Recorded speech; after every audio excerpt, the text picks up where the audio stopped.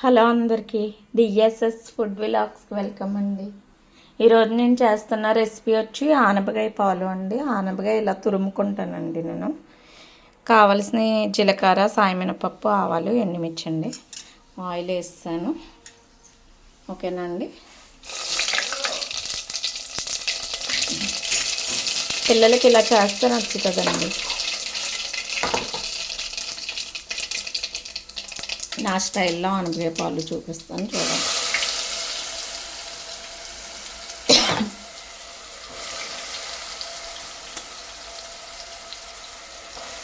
ఆనపకాయ తురుమునేసేవాళ్ళండి.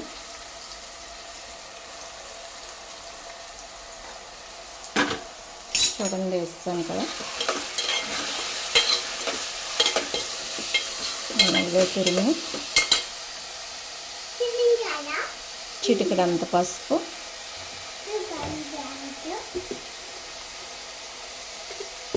Spoon salt, అంతేనండి.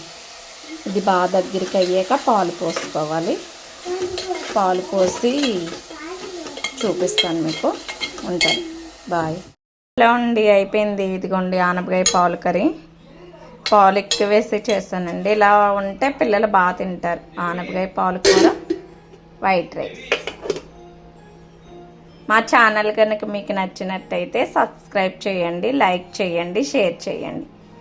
మరికొన్ని రెసిపీస్ కావాలంటే కామెంట్ చేయండి. బాయ్.